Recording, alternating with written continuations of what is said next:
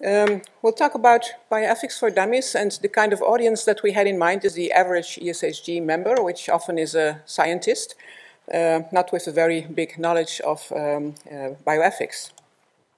So I'll give an overview where, first of all, I'll talk about some domains in which ethics applies. Then I'll talk about some principles, and then we'll see how those two relate to NIPT and gene editing. So first, three domains: research, ethics, clarifying the debate, I'll come back to that, and healthcare. But if you think about ethics, then many people will think, isn't that just about doing good, or maybe telling what is allowed or not? If as a researcher I have to go to my ethical committee, it is mainly to ask them whether I can do the test I want to do, or the investigation I want to do, or the research I want to do. And so this is the other side of course, the same coin. The main question then is, if you talk about doing good, why exactly is something good? What do you mean? What values are behind that? And these questions apply in healthcare, but as I mentioned already, also very much in research. And many of those debates in the healthcare setting and in the research setting are very much interlinked, so they are not separate, but they come back to the same kind of values. I already kind of mentioned that this is not only about answers. Yes, you get permission to do your research, but it's also about asking good questions, and that could be even more important. When you talk about what is good, there's often a lot of debate about why do you mean this is good, what is behind that, what kind of values are implied. And often it's very important to start with looking at that level beyond the surface. So in your research ethical committee or institutional review board, the main question would be, is it allowed to do this experiment? And then I'll focus on humans, even if many other experiments also would have to go to an institutional review board. And what would they focus on? For instance, on the information you give to the people that are invited, to what intervention exactly is it that you propose? Will you be drawing blood just a little bit, as much as you would do in regular care, and then using a little bit of the leftover? Will you be taking extra samples, and is that somehow for them rather difficult or painful or whatever? Are you giving medication, and would that be the medication that is not the standard? And all these kind of things need to be documented then for your institutional review board. And a very important element here is that the consent must be organized very well. Now you may think of a kind of a form where you say tick this box, tick that box, sign here, but what I mean is actually in what way are we explaining to our research participants what exactly might happen to them. It's more the discussion about this consent, and then at the end, of course, signing. But this whole process would need to be explained to institutional review boards. And then in the end, when they think it's okay, they will say, okay, I will give approval for your study and you can go on. Now, much of that research ethics nowadays is building on a rather old document, the Declaration of Helsinki, that was adopted in 1964. It's, say, after the first half of the of the previous century. It's after the Second World War. It's in a time where that idea that consent is very important and that people should be free to choose whether they want to participate in your research, when that idea became very much kind of good practice. So it's not a law. I said good practice because it's not a law, but still the effect in the medical community is very large. So all university medical research centers would build on this declaration. Often nowadays, even if you submit a paper to a journal, they will ask you to say that this is in line with the Declaration of Helsinki. Now the second domain where ethics is relevant is clarifying the debate. If, say, a life scientist says, I'm going to do this and I think it's very important, then a medical doctor might say, I'm not so sure. And in politics they might say, but it's not allowed. And in law they might say, yeah, this is the law where this is written. And in philosophy they might say, I don't quite understand what the two of you are saying, or the three or four. So bioethicists tend to help to understand the relationships between those different scientists and between the way they argue. So this question of why we argue the way we argue, that's typically a philosophical or ethical kind of science. So when we talk about science, we often refer to laboratory science, but also ethics is a science, and especially this analyzing why we argue the way we argue, what values are beyond our stances, why is something controversial, and does, say, scientists from the laboratory say this is extremely important, and does a medical doctor say, but I'm not so sure whether that's important for my patients. So finding out what values are behind that. And then for a decision to be made, often also it is comparing the arguments in favor and the arguments against. If there's a lot more to be won than to be lost, if there's more good than bad, it's very important to kind of oversee all those elements. And then I come to the third domain where ethics applies, and that's in healthcare. Now, many doctors will say, of course, in a profession-led healthcare, where medical doctors work not the way they want, but the way their profession tells them to work, of course there's ethics. And many people would call that an element of professionalism. Some years ago, people asked patients in Canada, what exactly does a doctor need to know and what skills should he develop once you want to say that he is a good doctor? And in the CanMeds, it's described what medical expertise a person would need to have, but also the communication skills and also the professionalism. And that element is encompassing ethical practice. So when you read, for instance, the statutes of E06, you will find the word professionalism, but so far you will not find the word ethics, which doesn't mean ethics is not in there, but it's probably hidden in the professionalism. So if a medical doctor works, he cannot just do what he likes, but he is kind of hold to a kind of professional standard, including the ethics. And that's going back to documents that are even older than the one I referred to earlier, to the Hippocratic Oath, which is thousands of years old. And some of the text you can still find in relevant documents, like I will use treatment to help the sick according to my ability, but never with a view to do injury. And in very beautiful words, they call that beneficence, or doing good, and non-maleficence, or not doing harm. Sometimes you also find not harm, or that kind of words. And indeed, that's simply going back to the patient that's in front of you and to whom you want to do more good than bad. Often, if you are not so sure whether you would not harm, you might even preferably do nothing instead of potentially harm. A second element that's in that Hippocratic Oath already is the respect for privacy. Holding such things to be holy secrets is a more or less literal translation of that 2,000-year-old text. So the individual that's in front of you is often telling things where you think, probably that person doesn't want me to share that with just anyone, and you're supposed, as a medical doctor, to hold those things secret. And the third element that we still see coming back in many of the healthcare professionalism texts is that you have to recognize the skills of yourself and colleagues. So if there is something where you have to say, I know not about something another person knows, then you may need to refer to that other medical doctor. If you're a specialist in something and you know very much about most of your field, but not about some other fields, then you just ask another doctor to look into that specific question.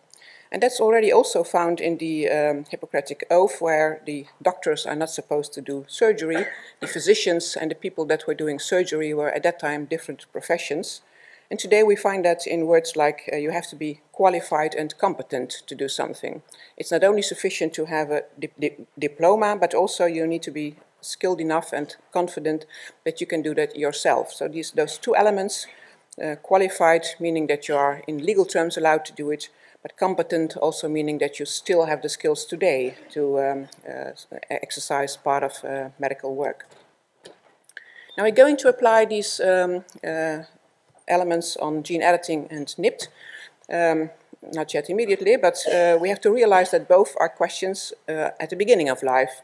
So the non-invasive prenatal testing during pregnancy to see whether a child's got an aneuploidy, a chromosome too many or too less, And of course, I cannot discuss everything on the ethics of these fields, so I will focus on the contributions of the Public and Professional Policy Committee of ESHG, as Francesca already introduced. These are topics, both of which have been on the agenda of the PPPC. For NIPT, it's already out there in the journal, and for gene editing, it was approved by the board 2 days ago. So this committee tends to develop recommendations for responsible healthcare. Also, this is a word referring to ethics, but kind of implicit. The committee also wants to clarify debate, and there we are mainly in the second and third domains of ethics, although when we speak about gene editing, then we might automatically also imply things that are relevant for research. But mainly we'll talk about those second and third domains. Okay, then I come to the principles. Again, to clarify why we argue the way we argue, often we need to look beyond the surface. What exactly are the principles? What are the values? Why are people saying that something is good? And of course it's good, and why could somebody have another view? Now, if I would advise you to just read one paper on human research ethics, I would advise you to read this paper from Barton Noppers and Ruth Chadwick from 2005, which is kind of comparing the principles that have been there for decades and some principles that have come in, say, the last decade. It's basically for human genetics research, but anyway, it's giving a very nice background of all those principles that are relevant for our field. And basically they introduce a kind of set of principles that are relatively new in the last decade, and they mention some principles that have been there for a long time. To start with autonomy. Now remember, these were principles for research, but also when you think about genetic healthcare, autonomy was the first to be mentioned. Now this is an old definition of what is genetic counseling from 1975, so that's already quite long ago. It's a communication process about the medical facts, including the diagnosis, to appreciate how heredity contributes to a disorder, to understand alternatives. Well, this is, for instance, about having children or not having children, using prenatal diagnosis or not using prenatal diagnosis, and then if an anomaly is found in prenatal diagnosis, deciding to terminate a pregnancy or not. And as you feel already, these might be rather difficult decisions, so a very important element here is to help people choose the course of action which seems to them appropriate in view of their risks, their family goals, etc. So it's not what the medical doctor considers appropriate, but it's what the person that has to choose for his or her life and his children finds appropriate. And then also to make the adjustments to the disorder and the family circumstances. So this is autonomy in different wording. In simpler words, you might say it is the fact that a patient or participant chooses, not the healthcare system or the doctor, and also for research that the patient or participant can say no. If we talk about choosing, it may often imply that we explain very long what can be done, but for the simplest decisions, it could be simply the question, do you agree or not? People at least should have the possibility to say no. Now, I mentioned already that our topics for today that the Scientific Program Committee asked me to speak about are questions at the beginning of life, where the choices may be pretty difficult, and where also we recognize that people, individuals, cultures, populations, religious groups may make very different decisions and may have different values. If you choose to have children or not, in the Netherlands or in Denmark, you might simply say, oh yeah, both are an option, why would I need to have children? But in some other countries, people may feel, that's not really an option, I simply have to have children. Like in Africa, in many countries, you may choose not to have your next child this year, but perhaps postpone it somewhat, but you could not choose not to have children, it's simply not accepted. A very difficult one that I was never allowed to mention by Leo ten Kate, who was my educator, you might say, is choose a different partner. Well, in some cultures, for instance, if Tay-Sachs is pretty frequent, people are tested first and then they kind of match, see whether their genes hook up. they call that themselves nowadays a Tinder. So you kind of see whether you can meet with a certain person, and if you're both carriers of the same recessive disorder, then you'd better skip to the next page and find another partner. Well, it's interesting that this Tinder model is coming in there as well. Anyway, in some cultures you would say, but for a medical problem you're not going to leave your partner. Love is the most important thing in life, of course, but as you see, there are other cultures where they think this is something that could be acceptable. Prenatal testing and abortion I already mentioned, which clearly is also a very sensitive topic. Avoiding the risk by using donor sperm might sound like an interesting possibility for many people in Denmark or the Netherlands, but in some other cultures also the biological parenthood is pretty important, and not becoming a biological parent might also be a very big issue. Now, still at a much wider level, why is this autonomy so very important in much of our ethical thinking? It's also relating back to this first half of the previous century, where in many countries we had ideas about greater social and genetic worth and less social and genetic worth, and people that were on this side of the triangle were supposed to have many children or encouraged to have many children, and some other people were not encouraged or even compulsorily sterilized. And here the element of autonomy definitely was absent.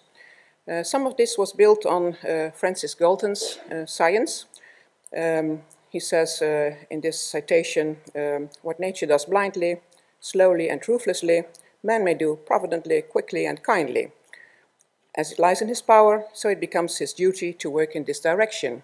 Now you may consider this a soft way to say we should have more of this kind of people and less of that kind of people, but in many countries actually it led to forced sterilizations and forced choices where people afterwards felt that that's not where we want to go ever.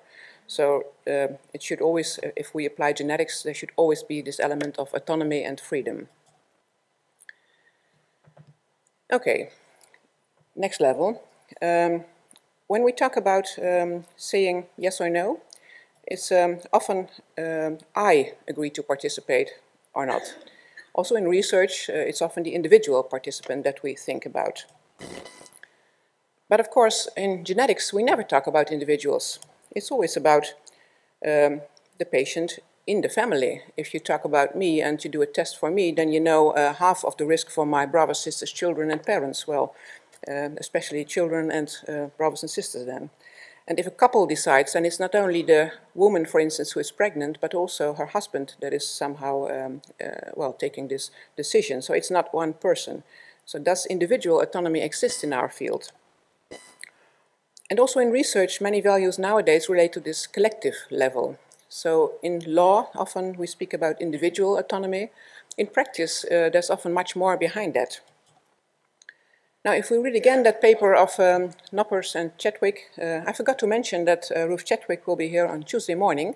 So if you want to know the update on this thinking, you should go to the Tuesday morning early session on ethics. But anyway, these collective ethical principles come in this right-hand side, where people speak about, for instance, solidarity, citizenry, universality. And when you think about why should you genotype a certain population, that's also because all the people from the population might profit. When you find a variant and you want to know whether it's of unknown significance or of known significance, then you might better also genotype the people from Iceland to know what the variant means in Iceland. If you have only done the Western Europeans, it might be difficult in Amsterdam to interpret the variants that we find in the 100 or more nationalities of the people that visit our clinic. So this is about sharing what you know about me with the people that might also profit from it. So this level of individuals versus group, you can also find in research. There's organizations called Patients Like Me that kind of say, I will now participate to a trial because I know that there's a small chance that I profit, but for people like me, patients like me, it might be very relevant.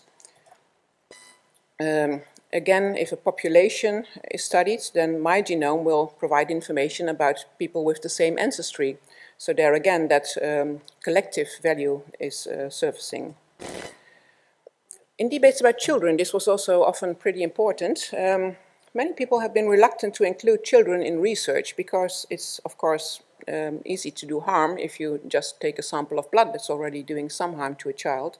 But on the other hand, for some childhood disorders, one would never be able to further develop therapy if you don't accept to include children in research. So also in many countries, this idea has been progressing somewhat to allow more research in children because of this specific reason. It's the patients like them that might also profit. And if you want to do something for patients with childhood disorders, you cannot study 18 plus persons. So now we come finally to the topic that the Scientific Program Committee invited us to speak about. NIPT stands for Non-invasive Prenatal Testing, and just to remind you all what this is about in technical terms, but of course very brief, in the blood of the mother, if you separate the cells and the plasma, in the plasma there is some DNA from the fetus, around 10%, so that's even quite a lot. Now the first application of this was for rhesus. If the mother is rhesus negative, you may find in her blood only one peak. And if, for instance, the father is rhesus positive, in his blood you would find also many peaks. Now, if one of these peaks would be seen in the blood of the mother, then definitely that has to come from the fetus. It can't be the mother's. So if you want to know whether a rhesus negative mother is pregnant of a rhesus positive child, you can use non-invasive prenatal testing. This has been integrated very fast into medical healthcare because there are very few ethical issues. But when it was also possible to look into the trisomies, more ethical problems surfaced, or questions. So around 2011, first trisomy 21 and then also trisomy 13 and 18 appeared to be possible to identify them with NIPT. And in technical terms, that sounded like a very good possibility. So already in many countries, we did screen for Down syndrome and other chromosomal anomalies. And if an anomaly was detected, options are to terminate the pregnancy or not. So we are back with our difficult ethical choices. But if we did this first test, the combined testing, 5 to 7% of the people had to be referred for follow-up testing for chorionic villi sampling or amniocentesis. Well, that's quite a lot. So all these women then are in a period of uncertainty for quite some time, several weeks, and needed a confirmatory diagnostic test. These tests are not without a risk. There can be a procedure-related miscarriage, so due to the test itself. Now, NIPT has improved the accuracy, so it's, if you use NIPT instead of combined testing, far less invasive testing is needed. The test has a higher sensitivity and specificity, so you pick up even more of the chromosomal anomaly cases, not just 70 to 90%, but 99.9% or something like that. The specificity depends, of course, a bit on the population, but also that is very high. So if you are not pregnant of a child with an aneuploidy, the chance that you will have a true negative result is very high. But still confirmation is needed because basically we're looking at DNA from the placenta. So it's not the DNA from the fetus itself, but it's the placental DNA. So this sounds like we should move on very fast because we have a much better test for a field which is already pretty complicated. But thinking from an ethical stance, of course, we should not lower our standards then for the pre-test information and for the counseling, because still that potential next step, terminating a pregnancy or not, that is pretty complicated, and people should think about that early. So having a very good test still implies that we need to organize our healthcare very good, and we need proper pre-test information and good counseling so that people only take this step to NIPT if they are really overseeing the potential next steps. Now in this field we developed recommendations that appeared last year in the European Journal. So we definitely recognize that it has the potential to help practice better achieve its aim of facilitating autonomous reproductive choices. So here again we have this word autonomy. If people choose to do this test because they would want to be informed about a chromosomal anomaly in the fetus, then if it's got a better sensitivity and specificity, it indeed helps them better understand whether they carry such a child or not. But then immediately linked to that, to evaluate this aim, it's not sufficient to report on the number of participants, the uptake or the prevalence of aneuploidies, which we often find in many publications, But if autonomy is the goal, we need to measure in some way informed decision making. If we have an uptake of, say, 30 or 35% now in the Netherlands, I believe, some people say that's more than it was before, but that doesn't prove anything. We have to know whether the women that are now making the choice indeed make informed decisions, not whether more problems are identified or whatever, but indeed whether women are happy with this situation, whether they made a choice that suits them.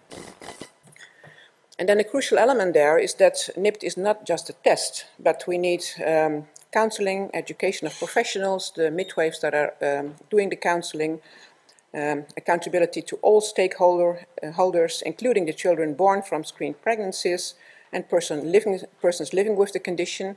So that's the people that have Down syndrome or have a chromosomal anomaly and that need to be taken care of. And the promotion of equity of access. So who can afford to have the NIPT? That shouldn't be only for the rich.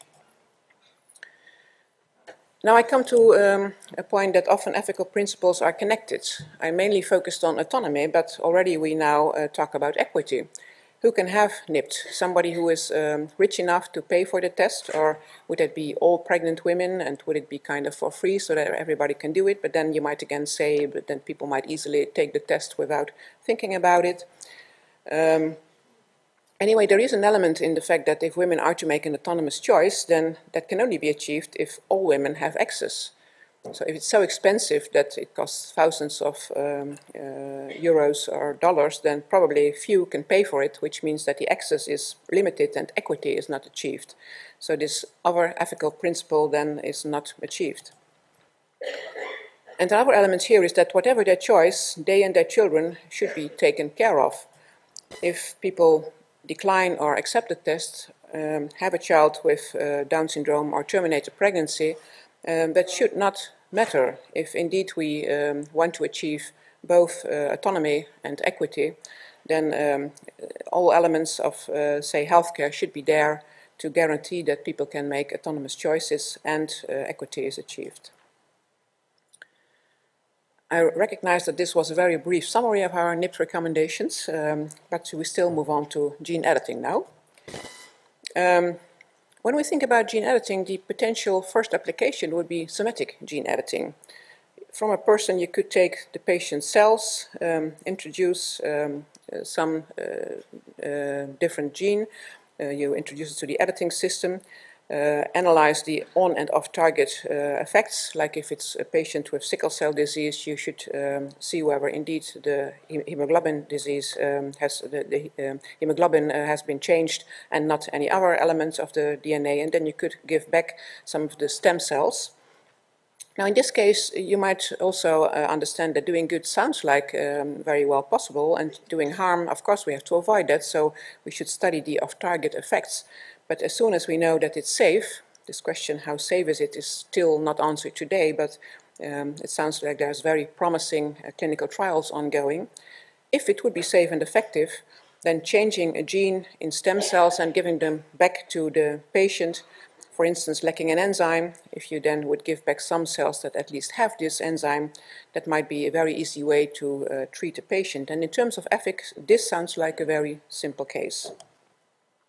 But it's of course getting far more complicated when we think about germline gene editing, and that's the recommendations that have been approved by the board 2 days ago. Much of the argumentation that you find now in this field is building on two documents, at least when I talk about Europe. One is the Council of Europe committees for the Oviedo Convention. So this is a very broad, internationally legal binding treaty that prohibits any gene modification of embryos that would be passed on to future generations. So this is clear, no gene editing. And even last year, the clinical trials regulation came into effect, which literally said no gene therapy clinical trials may be carried out which result in modifications to the subject's germline gene identity. Maybe this is a word to think about a little bit. We should not sort of change the identity. If we change a gene causing a severe genetic disorder, are we changing the identity? I'll come back to that later. Anyway, we have to realize that this legislation came into force only last year, and development of this kind of legislation takes 10 years or longer. also the Oviedo Convention is a very old piece of legislation that we're not going to change next year. But if we think germline gene editing could be safe at one point, then this regulation makes it impossible today, and also next year, and also in 2 years' time. So basically what we are saying in the document is we should rethink this legislation. I have to mention that this document we developed, it was together with ESHRE, the European Society of Human Reproduction and Embryology. Together we developed those recommendations for reproductive germline gene editing. And we focused on what were the arguments behind this legislation, do they still apply, and are they still considered convincing? But basically, if a technique can help to avoid serious genetic diseases in a safe and effective way, we wondered whether that would be a reason to reconsider earlier standpoints. Now, this is maybe a bit complicated one. We talked about two kinds of objections. Categorical objections, where you say no by principle, it's not allowed to modify the germline because it's not natural, because it goes against human dignity, never do it. And the second kind of objection would be about the consequences, the consequentialist objections. No, because of the consequences. It's too dangerous, don't do it, never start it. It's, if you take the first step, then many would follow. The slippery slope argument, if you start modifying something very serious, in the end you'll even modify hair color or whatever. Now, what our document says, the categorical objections in terms of being at odds with naturalness, human dignity, the preservation of the human gene pool as a common heritage, they are often used in the public debate, so many people find these arguments pretty important. So if we speak to our patients, still we may encounter this kind of arguments, but we considered that they seemed unconvincing when it comes to the potential applications with a clear therapeutic or preventive aim. So in going through the ethical literature, these objections were not considered convincing. Now that's a bit too strong. We considered that they seem to be unconvincing. So no convincing arguments for never edit the genome, the germline, for serious conditions, but we should still better understand why people are using these categorical arguments, because we need to inform the debate. If we as geneticists would say, well, there might be possibilities at one point to do it, then still we'll have to speak to many people outside of our ESHG and ESHRE societies. So we'll have to speak to lawyers, to people with a legal background, to medical doctors from other fields. So still understanding where this comes from and why people are arguing this way remains important. But another element is that safety indeed still is not sure and is a very important question, not only for this child, if we speak about a specific pregnancy, but also for future generations. And many people have said, but aren't there many other ways to avoid serious conditions? Can't we use pre-implantation genetic diagnosis, prenatal diagnosis, and termination of pregnancy? Would a number of cases be too small? So why are we developing this technology at all? And the examples that are currently mentioned are, for instance, when both patients have cystic fibrosis, both parents, I should say, or when in PGD there are very few embryos and you want to investigate two traits like hemoglobin and HLA. If it's about a thalassemia and you want to have the next child potentially be a donor for the oldest affected child, then you're looking at two traits, and then the number of embryos might be pretty small. So do you want another IVF cycle, or do you want to use an embryo after modification? So this could potentially be a much larger number of cases to treat with germline gene editing.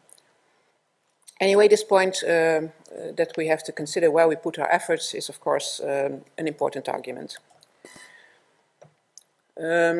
Still then thinking about when this potentially could be applied, of course we need first of all robust knowledge from basic research before any future clinical applications could be considered. And both for scientific and moral reasons, then that should even be a precondition. If ever you would consider to have clinical applications, you'd better first investigate it in basic and preclinical research. I may remind you that, for instance, IVF was not that much investigated in basic and preclinical research, but we kind of moved on pretty fast to just have children born after IVF. So the first kind of experiment was more or less in persons born after IVF. So we are arguing that the use of research embryos could be morally justified, subject of course to ethical, legal and societal oversight. So this is not something that should just be done for no reason, but good oversight is needed, but better first do good basic and preclinical research before stepping into potential clinical applications. And then scrutiny and debate is needed on the potential consequences. So these consequentialist arguments are the most important ones that we recognized. Okay, so I come to a conclusion. Ethics is not only about questions, can I do my research, but it's also very much about answers. It's both sides of a coin often, and looking at in the arguments behind the way we argue, that's a very important element of the science of ethics. We discussed a few of the principles that are relevant: autonomy, equity, and we recognize that individual autonomy may not be very suitable for genetics, since we often talk about collective levels of science of patient care for families. For NIPT, we saw that autonomy is a very important principle which leads to good information and evaluation being very important, but evaluation not only on the level of numbers that participate or uptake or whatever, but especially on the informed decision making. If we take autonomy as the goal, then the evaluation should be on have we reached autonomy sufficiently. And for germline gene editing, in just one sentence, categorical objections do not seem convincing. But we do need a lot of debate, and if that kind of legislation that's now in place is making it impossible today to use germline gene editing, then maybe we should investigate whether it's possible to do that evaluation again and stimulate the Council of Europe and other organizations to get in touch with us, or we get in touch with them to do again this debate. Thank you very much for your attention.